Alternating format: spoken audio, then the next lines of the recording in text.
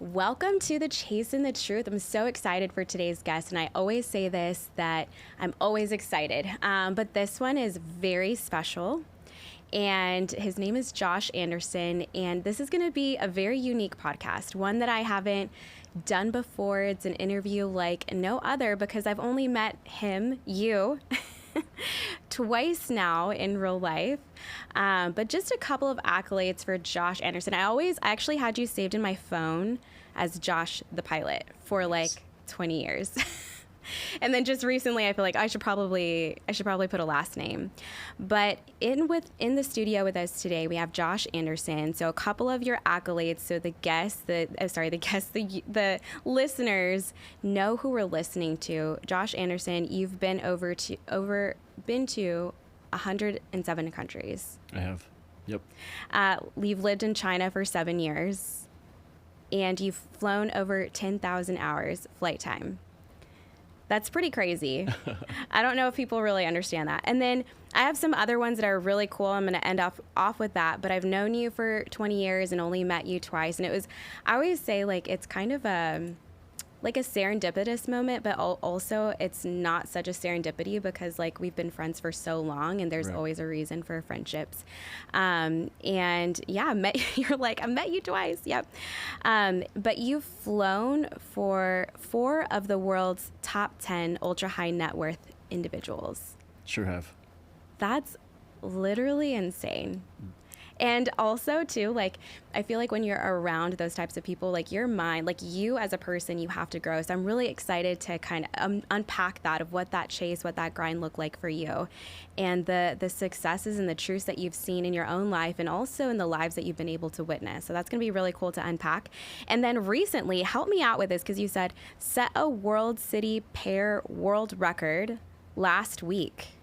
Yeah, so I guess between every city pair in the world, there's either been someone who's never flown that route before, or someone who's flown it and then someone who's flown it faster. And we were like the first people who've ever flown actually from Taipei to Austin nonstop. Wow. So to even have an aircraft that's capable of doing that is one thing, and then to be able to do it and accomplish it with the perfect weather, the perfect winds, the perfect pilot, so on and so forth. We did that. So and then we filed a record with the NAA, which is the National Aeronautical Association out of Washington D.C., and then they certified it. So this is like official. Oh, it's official. Yeah. Wow, that's so cool. When we were texting, just so, I mean, for me as like a outsider that doesn't know hardly anything about flying, or being a pilot or the logistics, all I know is that the person that I'm getting on the plane with, like, I have to trust with my life, right? But there's just so much to it. And to see you sitting here, I was like, so actually, with all of the things that you've accomplished, I'm basically in the presence of royalty, is what it comes down to. I wish. Yeah. No, that's the way I feel because of what you've accomplished. And then also just the person that you are. And I've had a chance, and like you said, the power of social media is just to be able to witness what your life has been over the last 20 years. And there's just like this mutual level of respect, I feel, between our friendship. And so I'm really excited to get to know you better just in your levels of success. What stirred that as far the whole, like, the record that you set last week? Was it just like, this is something that I've always wanted to accomplish, or was just like, yeah, what the heck, we'll go for it? Yeah, so the manufacturers actually publish them on their websites, or they publish them on their social media, and it's sort of like a bragging rights, from like one big manufacturer to another, like Gulfstream versus like Bombardier, for example. And a lot of my friends have done this in the past, and I was sort of interested in, like, well, maybe we have an opportunity to get one, ourselves. And Taipei to Austin's sort of a rare route. It's not like London to New York City, for example, that's heavily traveled. And I was like, I'm not sure how many people have actually flown from Taipei to Austin nonstop, so we might as well, like, just send out the inquiry and let it come back and see if someone's done it. And if they've done it, let's see how fast they've done it and see if we can beat it. So we did, and now we hold that record. And so when you say we, is that just you and a co-pilot? No, we actually fly with 3 captains and 1 flight attendant. So there's 4 of us on the airplane, just due to the duty day. And we have a cabin attendant who prepares amazing chef food. I'm sure you've seen on my stories. Which I've seen on the story. I was like, that is gourmet dining. Shout out to Nina. Yeah, it's amazing. Gourmet dining that you get on that experience. So what is the flight time for that? Just over 13 hours total time, and that includes the taxi time on both ends. Taxi time is the time it takes, to drive from the ramp to the runway, and then total flight time was around 13 hours. So it was quite the journey. Yeah, and now you're official. official. First time. Wow, that is so cool. Yeah. Well, let's peel back the layers a bit from when we first met. So just to give the listeners a peek behind the curtain for that, I think I was like maybe 17 or 18, and I was like about to graduate high school. And you were a pilot on the plane, and it was just that was actually my first flight by myself. Nice. Independently, yeah. And so I'm like, grown up, flying on my own. Meanwhile, you were like the youngest pilot for Continental Express. Yes. Okay. So before United Airlines bought Continental Airlines, they had Continental Express, which was like the regional airline that flew to your hometown, Brownsville, McAllen, South Texas. And I had just graduated from flight school. And, I went straight out of high school. I didn't go the traditional university route. Yeah. I went to flight school first and then university later. So I was able to actually get a job as a 19-year-old. And by the time I think we met, I think I was like 20. But I was, one of the youngest I was co-pilots. like, oh, he's got to be for sure like 25 or something. And you were like 20. Like, you yeah, couldn't even have alcohol at the time. I couldn't. They used to schedule me to fly to Mexico all the time just so I could have a normal life. So that's too funny.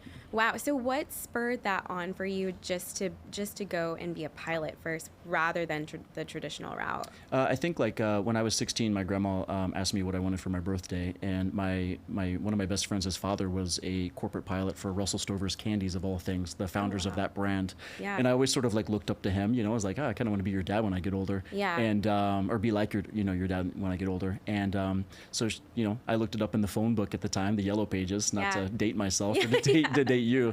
And I looked up the local flight school and I called them and it was just like, hey, how do I take a flight lesson? And they were just like, oh, come on down. It's like $60. And that changed everything for me. So you do it once and, you sort of get, the bug is what we call it, and addicted to it. And I started taking lessons like every month. My grandma would let me go do like maybe 1 or 2 lessons. And then I knew by the time I was a senior in high school that I wanted to make a career out of it. So I started Googling like, flight schools, and they all just happened to be in either Arizona or Florida for the most part due to the nice weather, and you could train in the winter time.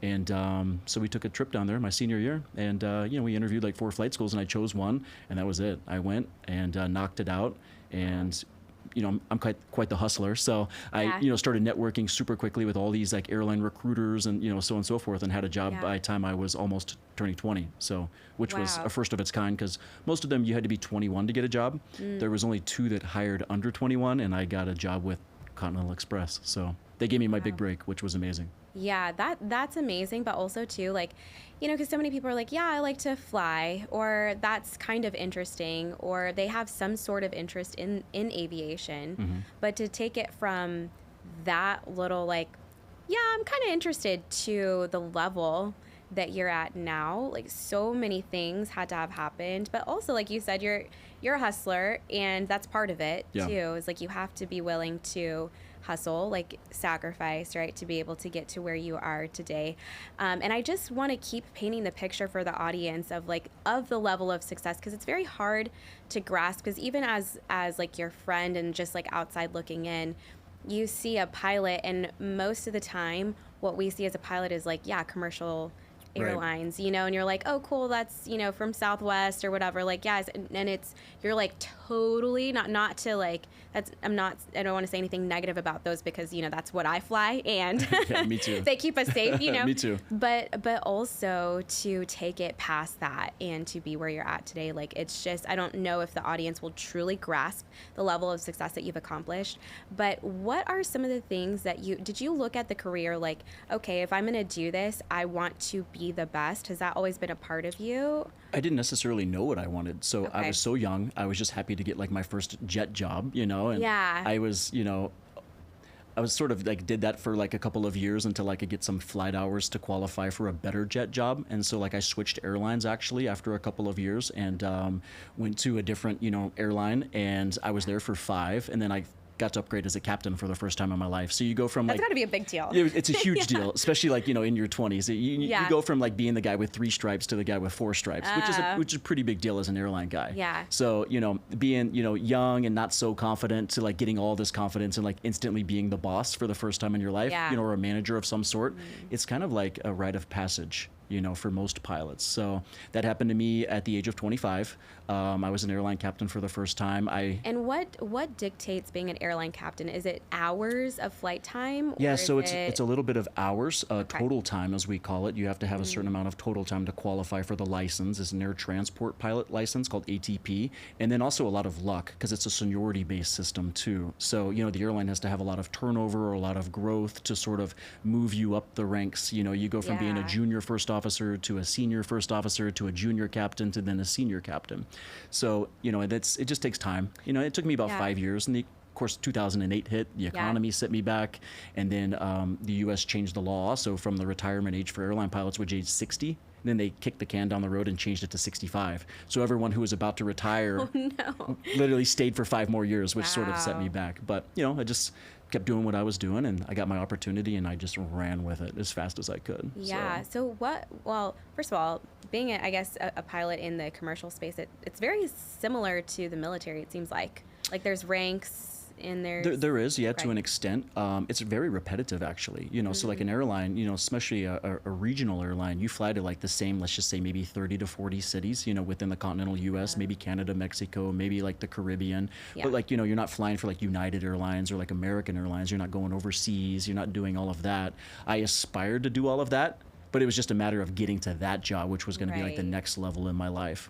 And then beyond that, there's like FedEx, there's UPS, there's cargo, there's military. I didn't even think about that. Yeah, there's like just so much opportunity out there. And then, being an airline guy, I always saw all these business jets everywhere we flew. And I was like, oh, those are small jets. Maybe that's not something I would want to do. But I didn't know that was actually like the secret to like happiness. So, in the industry. In the industry. For me, that's the way I see it. What are some of the pros and cons of being a pilot? The pros and cons of being a pilot. The pros and cons of being an airline pilot is your family can fly standby. If you're married, your spouse's family can fly for standby. Like their parents. And standby is in if there's an open seat, you can go. Some people wait like 1 to 2 days for that open seat to go to Paris. But sometimes the flights are completely empty, and it's nice to get a maybe a $10,000 ticket for free. Is what it would normally cost. But you get that benefit by being an employee. So that's kind of nice. You do get to travel the world. You get room and board. All your food's covered. All of your hotels are nice. You do get to like see the world basically at someone else's expense, which is one of the probably the number one things that perks. People love. It's nice. So, and then to do that like on the corporate side, you just get to see more of the world and stay at better hotels, so on and so forth. Yeah. So. Was that the motivating factor for you to continue to pursue different avenues of? So I got bored of being an airline captain after about 1.5 years of it. I'd already been in the business for almost 7 years at that point, and Instagram was like just coming out, and like I was posting videos, of like these really grainy photos, on my Instagram, and like I was like the cool kid, like maybe one of the youngest captains in USA, and started getting a quite a big following on my original Instagram account, and this one individual by the name of Andreas reached out to me, and he was like, hey, like you should come down to Miami. We're gonna have like this big event. It's like kind of like Cars and Coffee, but it was I forget what it was called exactly, but it was something like Cars and Coffee. And I was like, wow, that sounds cool. I've never been to such a thing. Maybe I should go down there. So I happened to be in Miami. I'd just taken a job flying for the Miami Heat basketball team because I left my airline. I wanted to fly charter for the first time in my life. I wanted to fly a bigger airplane, like a Boeing 737. So that was like the switch. This was like the switch. Okay. So what year was that? 2012, 13. Okay. Somewhere in between there. So I was down in Miami, met this kid off of Instagram for the first time, and he takes me to this, kind of like networking event, and I meet all of the other individuals who are like running charter business, doing private jet sales, so on and so forth. And I start meeting these people and networking with them. And it was like not only like 2 days later, I got a random email like, hey, would you be interested in moving to Beijing, China for a job? Wow. And I was like, I've never been to China. Is this real? Like, is this real? Like you hear about these like scams on emails and stuff. And I'm like, hey, we met you at the networking event, and with all of your experience and your age and like your look, because they sort of like have a specific look over there. Like, would you be interested? And I've never been to China in my life. I've only like heard what I've heard, like I was like scared, like, I didn't even know how to get to China. And they were like, we'll figure it out for you if you're interested. So I took that opportunity, and it was about a 6-month interview process. Wow. And what I didn't know was a Chinese family, a billionaire family in China, large pharmaceutical family. They were making cancer drugs for all around the world. They were buying their first business jet. And they Wow. were looking for their captain who needed to be American. The airplane was going to be an American-made airplane. Yeah. And that was going to be my big break of like, moving overseas and like taking an international job. So I had plans of going over there for 1 year. I stayed for 7. Yeah. Wow, So, life's funny. Yeah, life's funny. So Wow, it was the that- best time of my life. That's amazing. And I'm Yeah. sure, no regrets extending it past that 1 year. Yeah. Prior to that, I'd been to, I think, 4 countries in my entire life. And then the first 4 years we were there, we went to, I think, 48. Wow. So he was an aspiring photographer as a hobbyist for National Geographic China. What a life. Like, not only are you having the opportunity to live this incredible life and go to all of these different countries, but you're also getting to take a glimpse into these families' lives and like how they and they're live. so nice.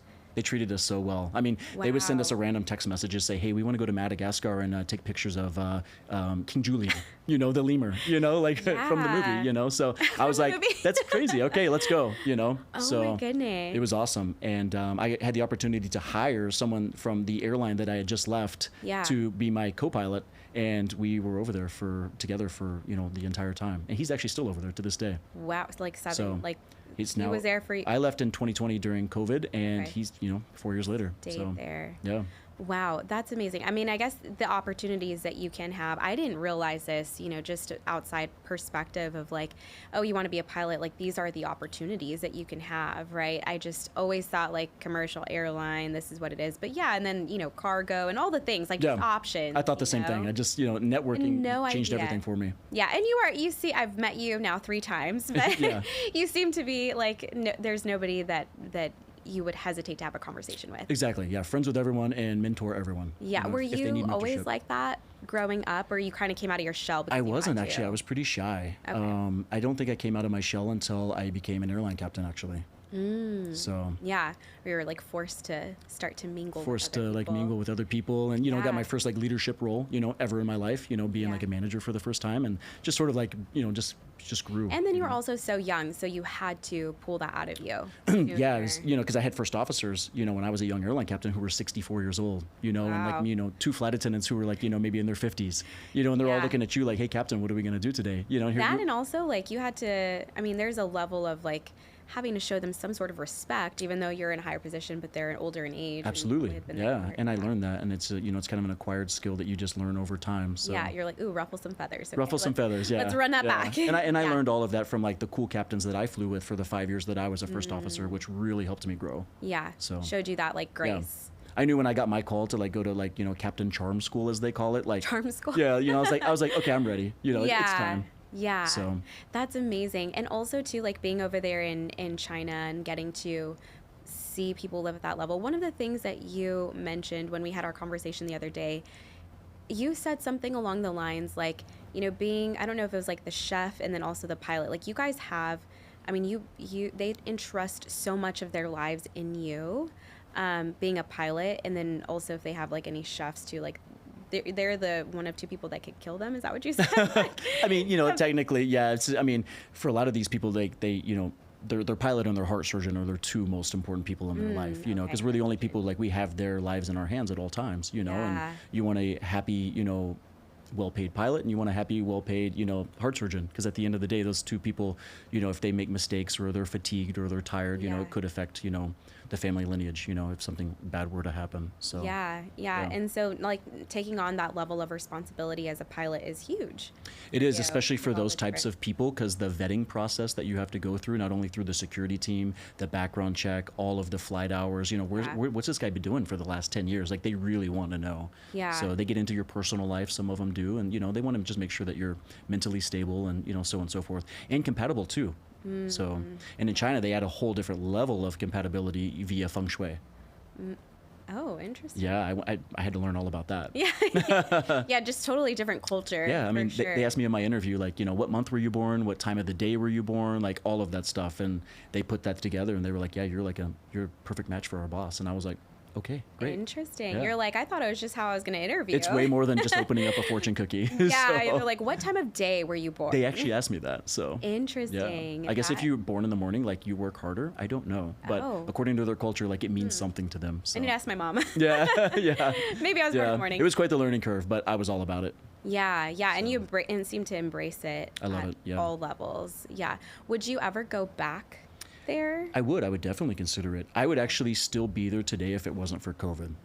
So whenever COVID hit, China sort of went into lockdown. The quarantine started off as 14 days. They went as long as 21 days. Wow. And so like anytime like we would do an international flight, like even something so short like, China to Korea, a 1.5 hour flight, to come back that day, you'd have to go into isolation for 21 days. And I know some guys that did that for 9 months. No way. Yep. So 21 days at a time. 21 days at a time. Yep. So it's like, I didn't really want to go through that. So I came back to the US. I figured it was time to like sort of segue back into the US now that I had all these amazing like experiences and licenses and so on and so forth.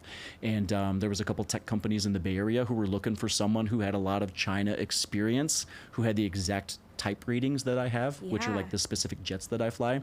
And, I meshed well with one and they hired me. So it was good. Wow. I guess the only way that I can think of, because, going to China for the first time, you've never flown over there. Never. So it's not like the routes or any of that. That in and of itself would make me nervous. But the only thing I can compare it to is like, I don't know, if I had to take a road trip to New York. And like I've never driven over, and there's like so many different. That would make me nervous. Yeah. So I don't know how to add a layer to that. Like imagine going to London, driving on the right side, and instead of miles per hour. Wait, does that exist in the air? You're right, but then like kilometers to miles, and then kilos to pounds. Like I was like completely thrown off in the beginning, and luckily I flew with a couple of like amazing individuals who were like, "Yeah, we could teach you all of that."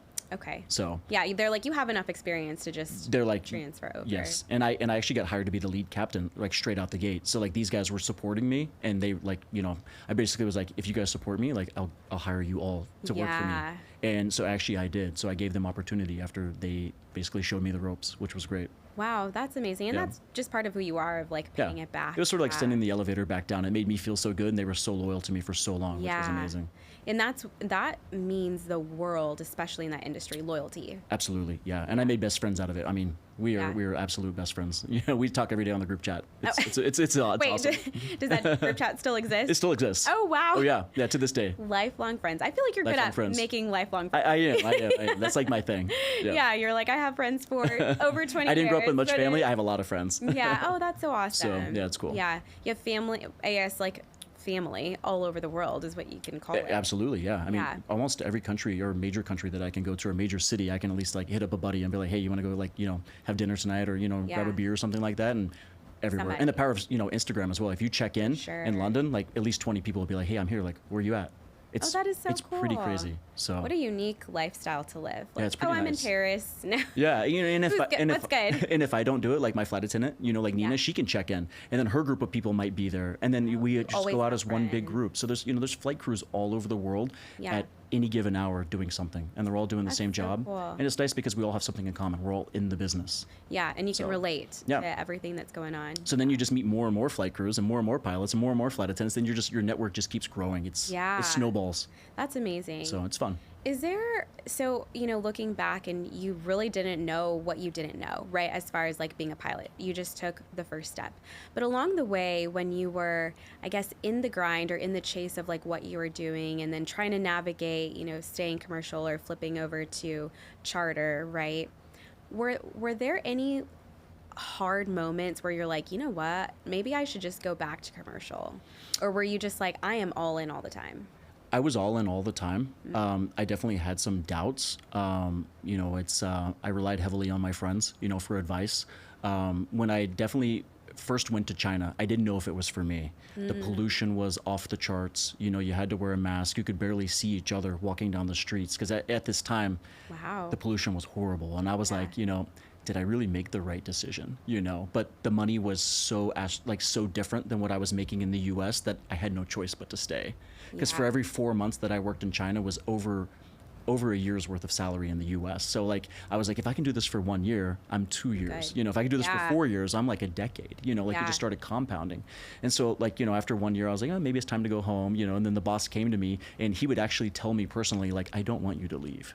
Wow. So I became loyal to them. Yes. You know, so that sort of helped me, you know, like make the decision with staying. I definitely like question myself, you know, quite often. But Yeah. luckily I had an amazing, you know, principal is what we call them that I was flying for at the time. He was like, if you need any help with anything, like just ask. And that was so sincere for me. Yeah. So Helped you stay longer, but also like gave you the confidence to ask questions. gave me the peace of right? mind, you know, if I Yeah. needed, like, I really needed help, like, you know, getting an apartment lease in Beijing. I don't speak Chinese, you know, how do I get a cell phone Somebody- SIM card, you know? Yeah. He would literally send like a driver or send like an assistant. They'd be like, yeah, let's get you a cell phone or let's get you an apartment. Like it was like so cool. Yeah. So That's amazing. And it's great to, I mean, I'm sure you still have so many of those friendships if you were to go back to China. yeah, he still sends me a happy birthday every year. Like it's, even though I haven't flown for him in so long, it's, they still stay in touch. So it's pretty Wow, nice. that's really special. And Yeah. I guess that's a good testament to people that do have so much money. They didn't get there Yeah. themselves overnight either. But a lot of that, you can tell how they treat people over time, like why they have what they have. Most of them are self-made, and when you work for the family office, you know, like as we call it, like you sort of like become part of the family, you know, and you know Yeah. they get so used to seeing you and trusting you, you know, at their lowest times and at their highest times that, you know, you're always there in the back of their mind, you know, whether you don't see Yeah. them for a decade. But you know, if I was to ever see him check in Napa Valley, for example, I would reach out to him and be like, hey, you're here, you know, like maybe I'm here. Wow. I'll go drive and meet him and, you know, have dinner or at least pay my Yeah. respects. Yeah. So it's pretty cool. That's amazing. Is there like a certain quality or characteristic that you could say with the different families that you've flown for, that define levels of success that they've all achieved? You know, it's something that they have in common. Something that they all have in common. It might be different that I wouldn't. Yeah, on. I think they're all like none of them sleep. that's like the number one thing that I've noticed with all of them. Really? Is they are up from probably 5 a.m. to at least 11 p.m. almost 7 days a week. They rarely smile. They work very, very hard, and they're all quiet. I've actually never worked for one principal that was like, you know, no diamonds, no watches, no jewelry, no fashion. They're all very low key and very private and very soft spoken. And they're all, just for the listeners, they're all culturally different. They're all culturally different. Yeah. Yeah, I've flown for Russian billionaires, Ukrainian billionaires, Chinese billionaires. They're all very, very different, but they're all very same in that they work very hard because, you know, the pressure that they could have, 100,000 employees, 40,000 employees, they carry that blows my mind. They carry all of that risk, and I'm sure that keeps them up at night. Wow. Well, for me, just growing my little mortgage business, and I'm like, okay, to hire someone, that's another family that I'm feeding myself, you know. Imagine 100,000 of those. That's insane. Yeah. Yeah, I probably wouldn't sleep either if it came down to that. Right. So yeah, that's interesting because, with what's on the media now, especially with social media and Instagram, and you have all of these health gurus, right, that talk about the importance of sleep and getting your 7-8 hours and balance and all these things. But when you're like at the top 0.5% of the world, right, or whatever, like, you're operating on a totally different level. Totally different level.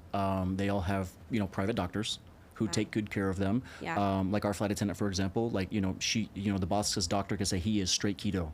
She will only feed keto, which is great because then she'll also feed me only keto. So, I get to reap that benefit as well. Here. Yeah. So, they are very strict in their diets. They definitely are being well cared for and looked after. So it's nice. Someone's always out there taking really good care of them. Right. Yeah. Now you're on a whole different level of healthcare. Whole different level of healthcare. For sure. At the snap of your finger. Yep. Wow. So do you have any other goals that you want to accomplish now that you've kind of done it all? I've kind of done it all. I'm really big into mentoring. I mentor lots of young aviators. Lots of people reach out to me randomly like, hey, I met, such and such mentioned you. Like, I'm going through flight school. Can you help me? And I don't know if you remember, I have a 17-year-old son who is working on his pilot's license now. And that's got to be so special. Now, like, none of this is about me. It's really about, like, I want Taylor to, like, sort of, like, follow in my footsteps. Yeah. So, like, that means the most to me is to, like, sort of, like, help him transition into a role like what I'm doing, you know, and that he doesn't have to go the particular Does hard routes. Does he realize how cool you are? I don't think he does. So, but you know, I don't want him to have to like take any of the hard paths, you know. I want to like sort of like help guide him into success. And then my dream would obviously be to fly with him, which would be so cool. That would be so special. It'd be so special to me. That's definitely, you got to like make that into documentary. Yeah, right. That would be so cool. Yeah, when that time comes. That'd be pretty cool. Yeah, everywhere I go, people are always like, you should write a book. Yeah, and I'm like, or have a podcast. Yeah, or a podcast. Yeah, I feel like you would be really good at it, one, but I think you have so much life experience in so many different cultures and interacting with different people that you have so much to give, right? Yeah. You know who I really like, you know, somebody who did what I do but non-aviation was Anthony Bourdain.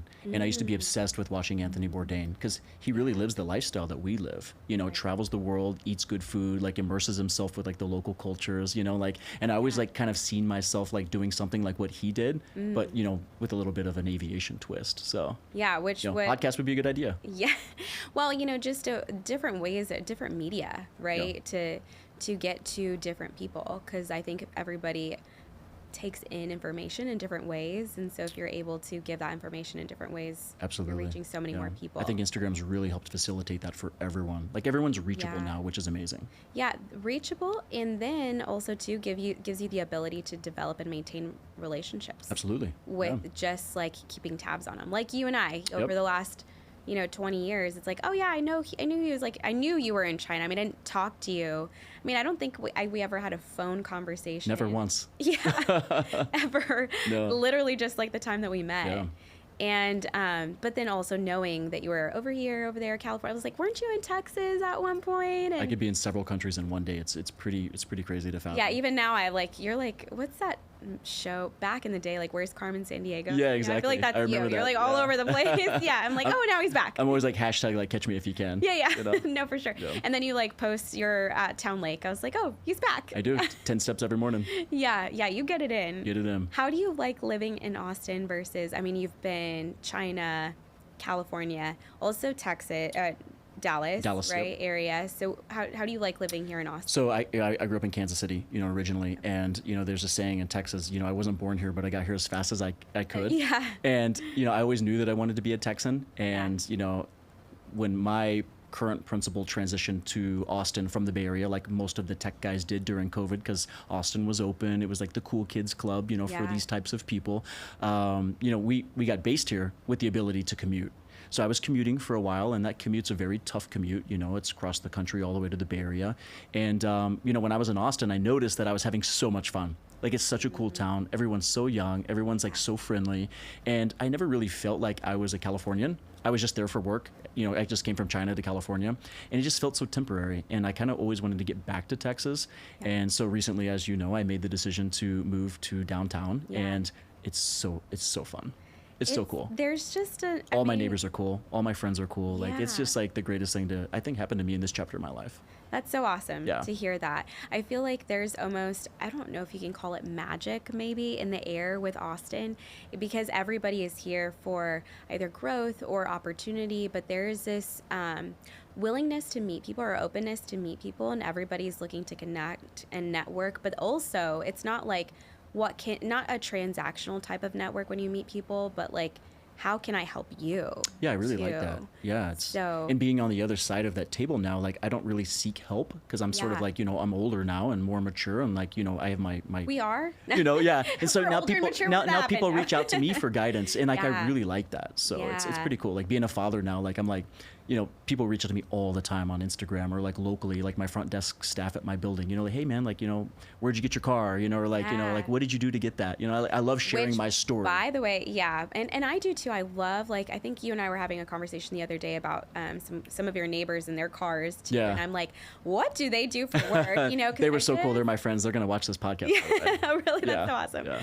But of course you would make friends with your new neighbors. Yeah. It's hard not to when you have a Bugatti. Like, it was pretty crazy. Yeah. Really crazy. But also, like, what do you do for work that you've that anybody that's accomplished that? And your current car is my sister's dream car. And when I was telling her that I was going to come interview you for the podcast, podcast and like what you drive. She's like, oh my gosh, that's so cool. Do you think you'll let us sit in it? I'll let her take me for a drive in it. Oh my God, don't tell her that. That's how I roll. That's like how different I am. Yeah. She would be like, what in the world? Maybe like a very not busy street. Yeah, parking lot tour. Parking lot tour. But yeah, you know, knowing that that's out there to accomplish, and those are just materialistic things, but at the end they show the grind that people have been through and what you've accomplished, you know, it's like kind of what you can show on paper, and you've accomplished so much, but on the back end, like you said, you have like a heart to give back. Absolutely. Yeah. You're like, who wants this knowledge? Like, it's not just for me. Everything I do and everything that I have now is for inspirational purposes. Yeah. Because it means nothing to me. You know, it's like, I really do it for the young kid out there who is like, hey, like, I want to be you someday. You know, it's pretty cool. So. Yeah. You know, do you listen to Ed Milet, that podcast? No. Okay. So he's I'm now that I have a podcast, I'm like studying all these podcasts, right? I'm like, how do I become a great interviewer? But I was listening to Ed Milet. He's a phenomenal interviewer, but also talking about, because he's multi-millionaire as well, owns like an island and cars and all the things, and talks about the materialistic side of that.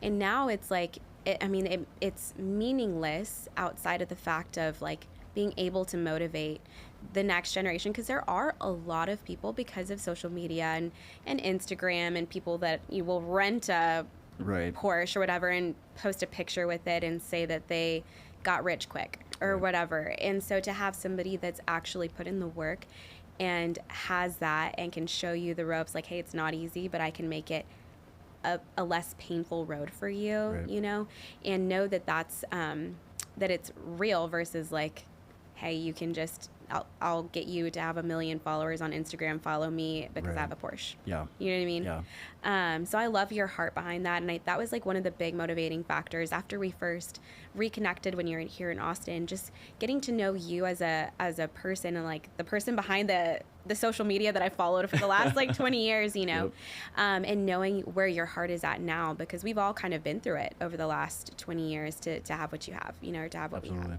So what would you say to somebody that's even remotely interested in aviation? As a mentor, what is your first piece of advice for somebody that, you know, maybe they don't want to make it a career just yet, or they're like, I don't know what would be that nugget? I would probably say YouTube. You can literally search anything you want on YouTube. You know, YouTube's like a university nowadays. Yeah. You know, if you want to, you know, study a specific subject, I mean, you could literally go to YouTube and be like, should I go to flight school? And there'll probably be 1,000 videos like telling you if you should or should not, you know, and where should I go to flight school? You know, or aviation mentorship. You know, even if you search any of that, it's going to pop up like LinkedIn, for example. Like, you know, I have a LinkedIn page. Like, people reach out to me on there. You'll find programs of, you know, big groups of guys like me that are part of like a, you know, a system, you know, that's out there for young guys to, and it's free, you know, like, hey, I'm thinking about becoming a pilot. I know it's a big financial, you know, risk. Like, should I do it?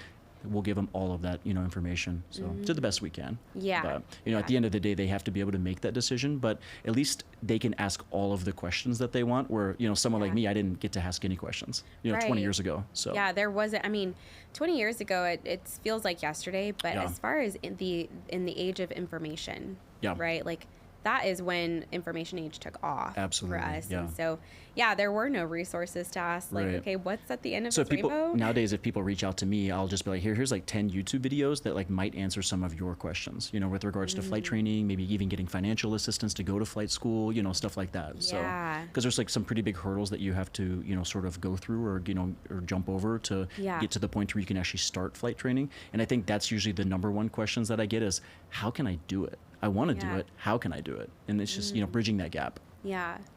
So would you say, like, now that you love this phase of life, right, of like now being able to, you've accomplished what you have the credentials, the accolades to be able to give information, right? Because now there's like this level of respect for you in the aviation world, like, okay, this guy has the answers, right? Yeah. What's next for you career-wise, not necessarily in giving up your time, but do you still see yourself staying here in Austin, and like, working in this space, or I do. So I really want to call Austin home. Okay. I'm flying probably the nicest business jet in the entire world, and I fly for the most amazing Estonian family at this time. Yeah. I guess my personal goal would be to stay with them for as long as they're willing to have me. So now I'm sort of just like preserving what I have, and just sort of riding the wave. So whatever happens next, I'm totally open to, whatever the next chapter, I guess, in my life. So whether that takes me back to Asia or it takes me to Europe, you just never know. So maybe early retirement. Yeah. You truly never know. Early retirement. How old are you? Tell the people. I'm 38. Yeah. Yeah, he's relatively young. I just got Botox for the first time. So what was that experience like? Don't be fooled. Don't be fooled. These are highway miles. Yeah. No. That's too funny. Yeah, you were, last time we talked, you mentioned that you're just in a really good spot as far as the people that you work for and the totally city at that peace you're at this stage in my life, which is nice. And that's amazing, because so many people coming, I mean, I can speak for myself when I say I had one career when I was in my 20s, and then now in my 30s, I'm a totally different industry, so it's almost like I'm recreating myself in my 30s. And so to put in so much time that you have, like throughout being, when did you get hired? When you were 19 years old? 19. And then to 38, like people think that your career may have started when you were 24, right? Absolutely. And you've really put in that time to be where you're at today. Yeah. And I tell a lot of these young individuals that I do mentor, like in your 20s, just learn, and then when you hit your 30s, you can drop the L. Oh, you can earn. It's. Oh, that's so good. That's gonna be a quote. Yeah. So I use that. Yeah, which is nice. Yeah. And your network is your net worth, especially in this industry. So it's all about who you know and staying in touch. And, it's all of the jobs that I've gotten the last, I would say, 7 years have all been word of mouth. Wow. So I haven't applied for a job. Like everyone will like poach you, per se. So yeah. It's almost like, and I don't even know if this is very similar, but in the world of golf, my sister and my dad would have conversations, and my dad's like, because there'd be, especially in the high school phase, there's people that are cheating and like, move their ball or whatever. And my dad would just say, like, get your score so low that nothing else will matter, and almost like you in this industry, like you just become the best. And like everything else will take care of itself. Absolutely. Like the job opportunities, the moves that you would make will totally take care of itself if you just become the best version of yourself. Absolutely. Yeah. All about it. Yeah. Yeah. So are you doing some golfing in this phase of life? Well, I was, and then the heat hit, so it's I'm still getting used to this. I'm still getting used to the humidity. Were you here last year when we hit like I think it was like 45 days over 100 degrees? I was. You were? I was based here. I was coming in and out, obviously, from California, but it's also very hot where I live in California, minus the humidity. But I love to golf. Wait, what part of California? El Dorado Hills. Okay. So it's actually in between San Francisco and Lake Tahoe. Oh. So the best skiing, and obviously San Francisco is amazing. So interesting. Yeah. So I hadn't been to California, and I went to LA last weekend, and I was, all of my LA friends are like, oh my gosh, weather's perfect, it's beautiful. And the first day, weather was not perfect. It was like 50 degrees, and I was like, I was just going based off of all of my friends' experiences that California has perfect weather and it's not temperamental. So I'm like, I didn't even check the weather. Yeah. And I should have. But it's 50 degrees, raining on a Friday. And then the next day was perfect. Nice. Like sunny, a cool breeze, but it's still like warm enough to where you're not like, ooh, chilly, So perfect. And I was like, oh, this is the weather my Californian friends talk about. Right. So the heat is coming here in Austin.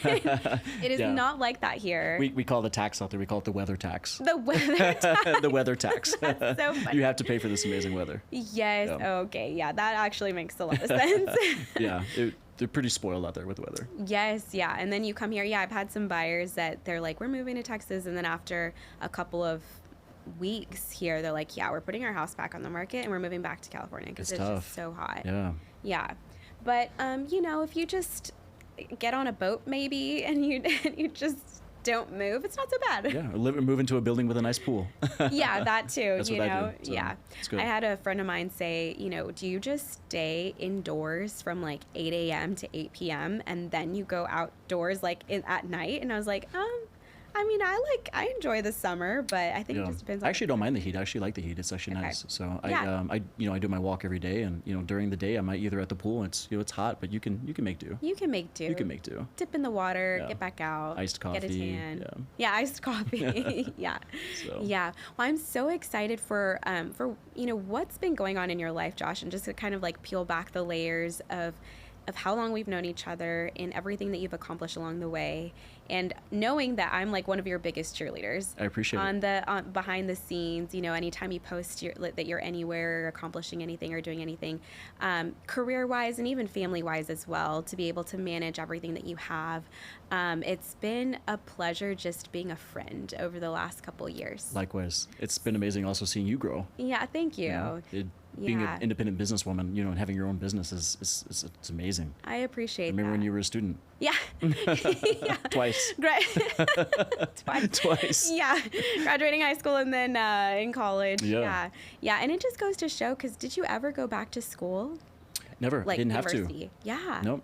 So it's just a prime example of, my parents have never really been big believers in education or not. You know, as far as raising all three of my siblings, if we decided to go to school, fantastic. That's your rite of passage. And if not, that's also your choice and your rite of passage. Yeah, absolutely. I didn't have the time. And also, every type of aircraft that we fly is its own school in its own way. Yeah. So, you have to go to school for 30 days, then you get, every stamp that we get on our license is sort of like getting like an MBA, on the wall. So it's, I do go to school twice a year. Your own university. Yeah, I go to school twice a year, but, just for like 1 week at a time, kind of like CEUs as you would probably call it, Yeah. But I never had time to go to back to university. Plus there's always that cost first reward. And there was going to be no reward for going back to school. So, and especially, now more than ever, maybe in our generation growing up, it was a little bit different when kids chose not to go to school. Right. You were going against the grain, but now more than ever, it's never been more meaningless, I feel like, to have a bachelor's degree. You know what I mean? It's just kind of like another paper that you get in today's day and age. Most of the billionaires that I fly for never finished college. Yeah, isn't that amazing? Mm-hmm. Isn't that amazing? Yep. But to be able to say that you can or cannot reach a level of success because you have a degree or don't have a degree. Absolutely. Is meaningless. So anybody that's listening to this, if school isn't your thing and you've been trying to make it your thing, try other avenues. And if it is your thing, fantastic. We need doctors in this world. Right, we do. We need CPAs in this world. We need, all the professionals. Yep. But know that doesn't have to be your ticket to accomplish a level of success. Exactly. Just you're a prime example of that. And, I get a lot of people always ask me that, hey, I'm not really good at school. I'm like, just do something that requires a license. Whether you're a mortgage broker, or a real estate agent, or a pilot, or a plumber, or they can make a ton of money. You don't have to go the 4-year route. Right. Most of my friends that went the 4-year route, they graduated and they had, you can get a 4-year degree in basket weaving. Yeah. It's what are you going to do? Or a 4-year degree and then never use it again. Exactly. Which is what I've done. Yep. And most of the people that they do nothing in their degree field. Yeah. So. Yeah, that's me. Yep. But you meet people along the way, and that's the most important part about going to university is your network. Yes. So, with social media now and with YouTube, you can do both of those without, wasting a ton of money as well. Yeah. So. Yeah. That's a phenomenal example or phenomenal point to that is your network. If you're going to go to school, you get the degree, but also really focus on that networking piece. Absolutely. Because you just never know who or what people will become. Yep. Yeah.